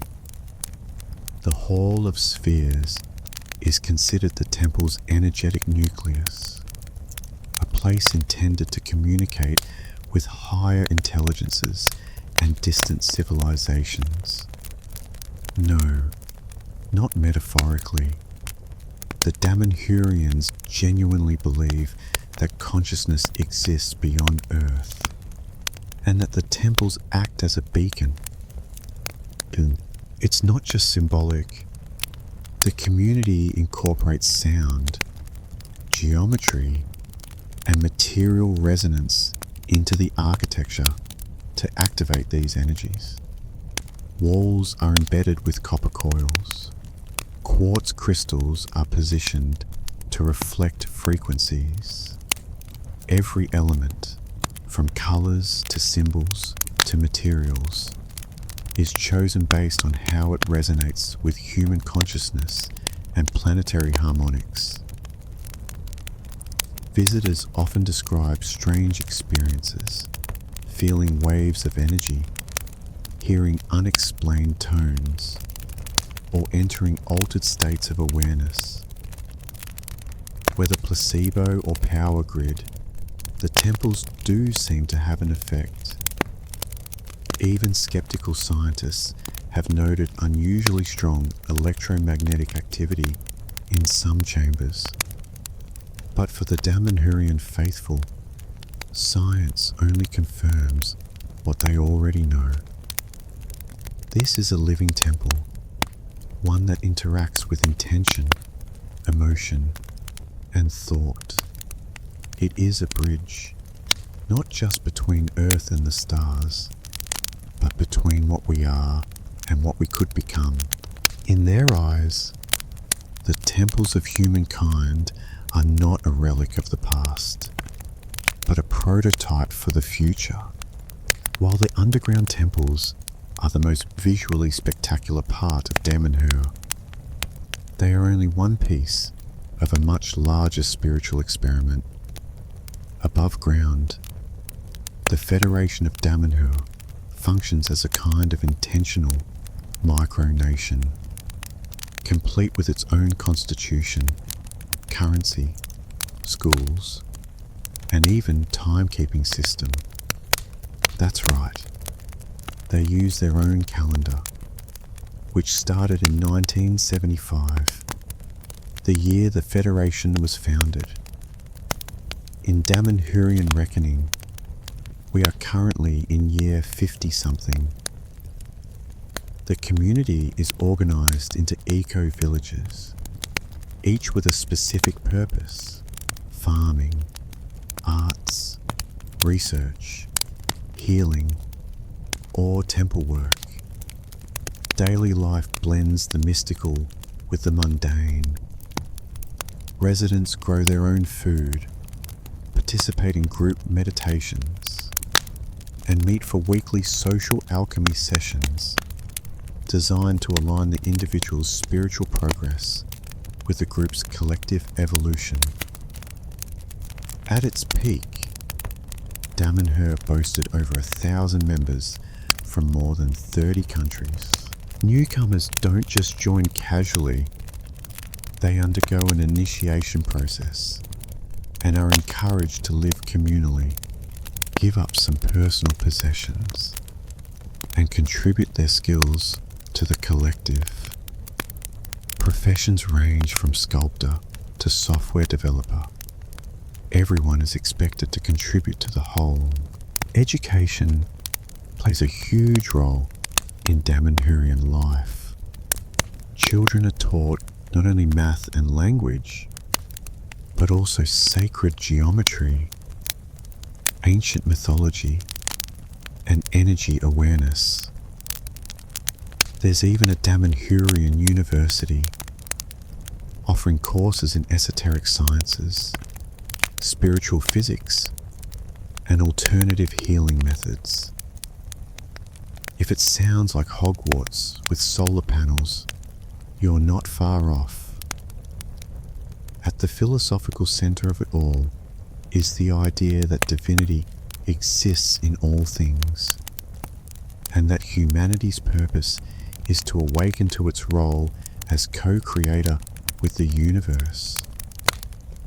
This means living harmoniously with nature, exploring consciousness, and using creativity as a spiritual tool.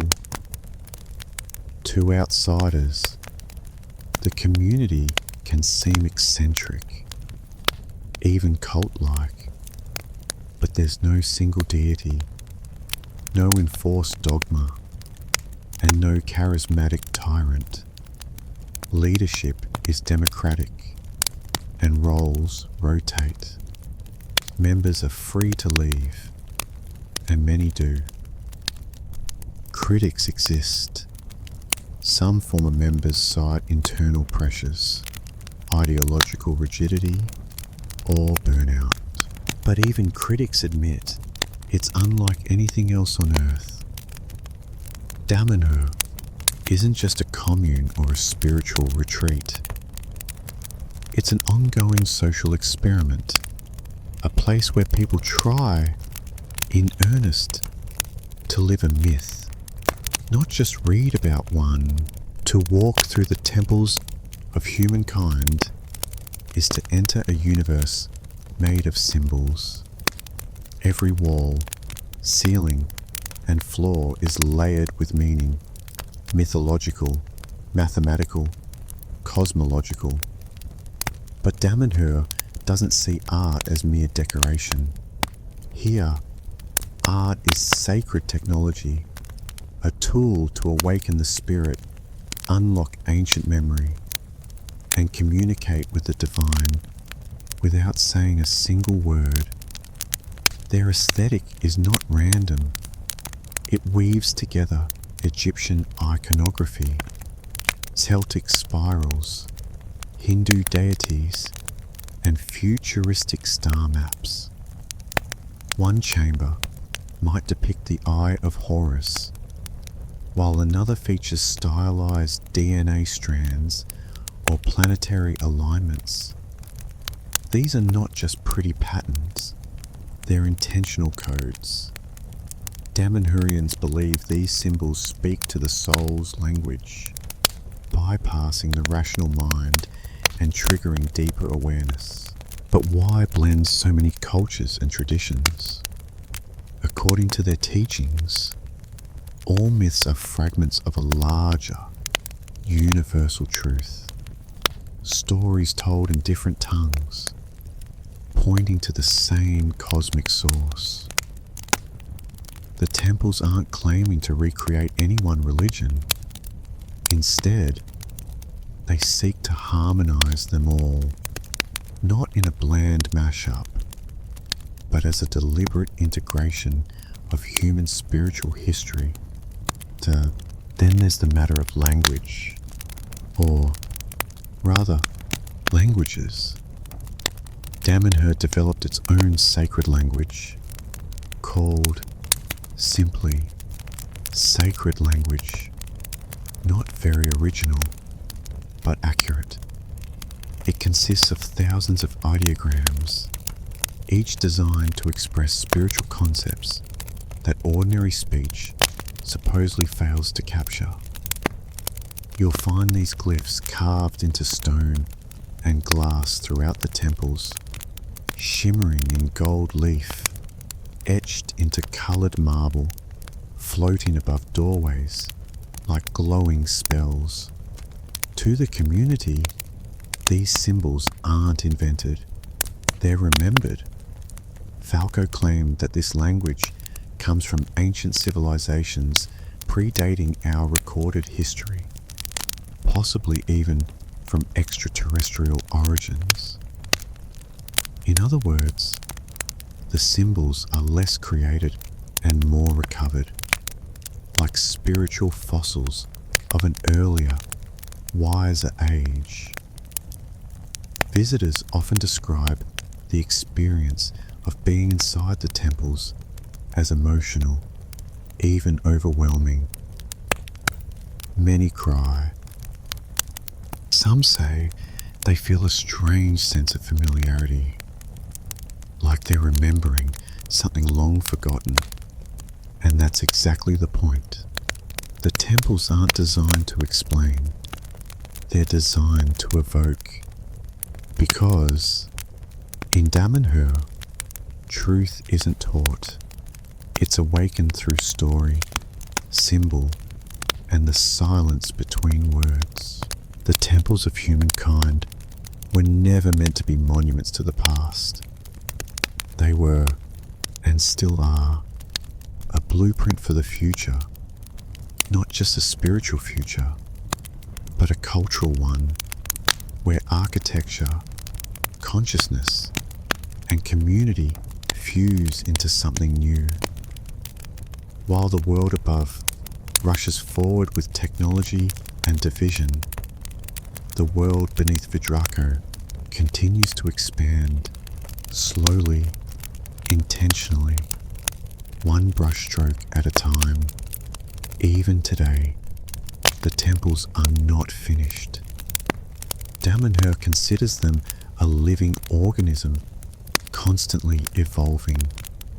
New chambers are added, old ones are renovated, murals are touched up, new symbols added to reflect the changing energy of the community. Unlike traditional sacred sites, frozen in time, the temples of humankind breathe.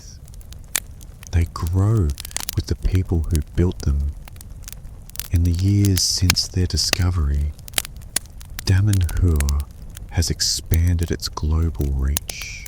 The Federation now includes centres in other countries, online courses, and a stream of international visitors who come for spiritual retreats, energy healing, or simply curiosity. While some arrive expecting New Age fluff, many leave deeply affected, not necessarily converted, but moved by the sheer ambition of the place. After all, how many communities actually build cathedrals from scratch, underground, in secret? Yet, Damanhur isn't without its critics.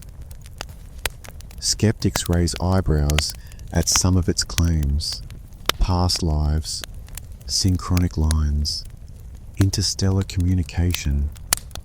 Others worry about its cult-like intensity or the degree of devotion expected from members. But through it all, the Federation has endured, not by isolating itself, but by opening its gates. Today, the temples are a symbol of possibility, what can be created when art, intention, and community come together. They remind us that the great sacred sites of the ancient world, the pyramids, the cathedrals, the ziggurats, weren't just buildings. They were expressions of collective belief. Damanhur dares to ask, why did we stop building like that? And maybe that's the legacy of the temples of humankind. Not their beliefs, but their boldness. In a world obsessed with efficiency and spectacle, a group of ordinary people decided to dig into the earth and make something sacred by hand, in silence, for the sake of beauty and spirit. It's not just a temple, it's a question carved into stone. What are you creating with your life? As we emerge from the hidden chambers of the temples of humankind, we carry the awe of a modern marvel carved in secret, a testament to human vision and defiance. Beneath the Italian Alps, the Damanhur community dared to dream of a new world, etched in stone and spirit. Now, let us step back into the vastness of antiquity, where another kind of journey unfolded, not beneath the earth, but across its untamed surface. Long before maps or compasses, ancient explorers traced rivers, crossed deserts, and sailed uncharted seas, driven by a primal urge to discover what lay beyond. Join us as we follow their footsteps, from the Nile's sacred banks to the Phoenician waves, in a tale of courage, connection, and the eternal call of the unknown. Long before satellites orbited Earth or sailors shouted, "Land ho!" human beings were already on the move, tracing coastlines, crossing deserts, and scribbling their ideas of the world into clay, stone, or hide. Travel wasn't just about curiosity, it was about survival. The very first explorers weren't adventurers. They were gatherers and traders, hunters and refugees. But over time, movement became more than necessity. It became strategy, and eventually, it became legacy. The earliest maps weren't grand cartographic masterpieces. They were scratched patterns on cave walls, carvings on bones, or mental images passed down orally. Around 2300 BCE, the Babylonians etched one of the first known maps onto a clay tablet, not of the world, but of a single region, marked with rivers, towns, and mountains. To them, the earth was a flat disk surrounded by a cosmic ocean, with Babylon, naturally, at the center. It wasn't geographically accurate, but it reflected something even more important: intent. These people wanted to understand their surroundings. They wanted to navigate. But how do you travel without roads, signage, or star charts? You watch the sun, you study the stars, you memorize the terrain, the migration of animals, the direction of the wind, and, if you're lucky, you pass that knowledge to someone who remembers it better than you. Ancient Polynesians, for instance, mastered navigation using ocean swells, bird flight paths, and the position of constellations. Meanwhile, Traders in Mesopotamia followed river routes like the Tigris and Euphrates, turning seasonal floods into shipping lanes. In these early civilizations, travel was rarely solo. It was communal, slow, and often dangerous. Travelers risked bandits, storms, disease, and simply getting lost forever. But they also brought goods, languages, ideas, and technologies across regions. Trade routes began to form like veins across the body of the ancient world. Exploration didn't need to reach new continents to be revolutionary. Sometimes it was enough to reach the next city-state, the next oasis, the next fertile valley. Those tiny steps created the web of interaction that would become civilization itself. So, when we speak of ancient exploration, we're not just talking about distant journeys, and we're talking about a primal urge to know what lies beyond the horizon and to leave a footprint on the unknown. The ancient Egyptians weren't known for wandering far and wide, but when they did travel, they did so with flair, ritual, and often an armed escort.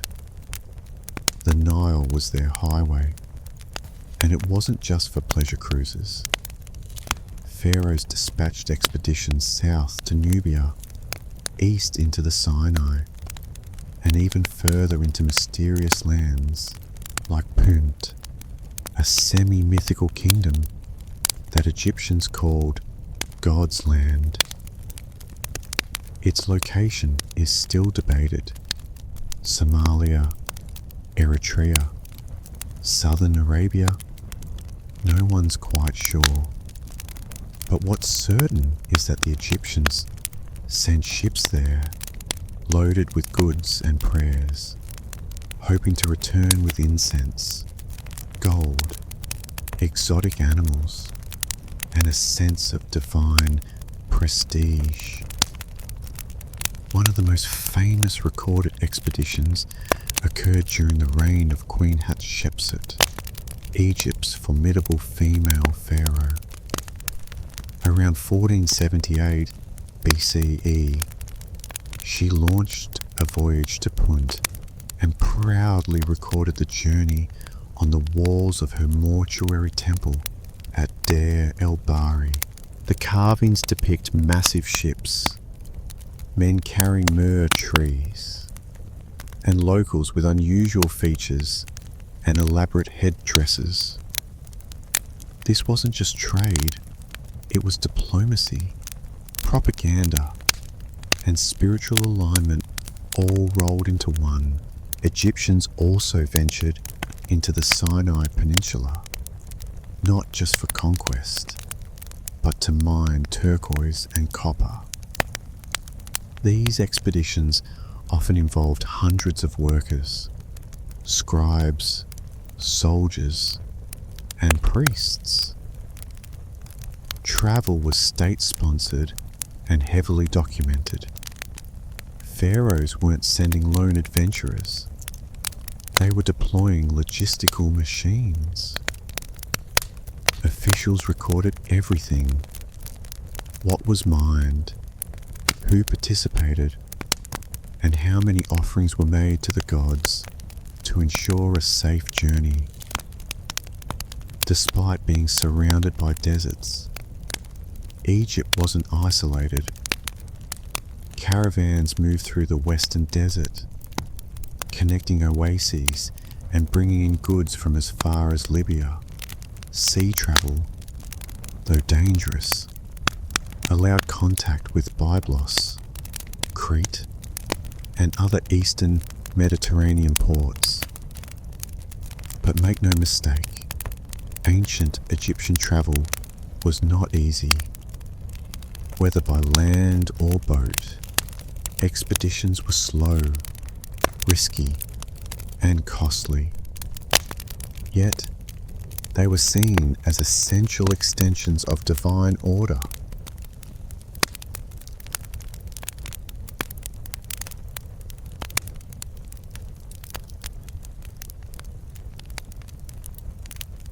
When the Pharaoh moved, Egypt moved, and every journey reinforced their worldview that Egypt was the center of the universe, and everything else, whether friend, foe, or foreign, existed to be known, tamed, or honored. For them, exploration was not rebellion against the gods, it was service to them. If ancient Egypt looked inward toward its river and gods, the Phoenicians were, and so our journey through the echoes of antiquity comes to a close. But the stories of these remarkable lives and hidden wonders live on. From the battlefields of Alexander to the lecture halls of Hypatia, from the secret temples beneath the Alps to the uncharted paths of ancient explorers, every moment we've shared is rooted in truth, drawn from the pages of history itself. These tales are built on ancient texts, archaeological discoveries, and the meticulous work of modern scholars, ensuring you're not just hearing stories, but stepping into the past. If these glimpses of the ancient world have sparked your curiosity, don't stop here. Subscribe, share your thoughts below, and join us next time as we uncover more secrets waiting to be told. The past is alive, and its mysteries are calling. Until then, keep exploring, keep questioning, and let history light your way.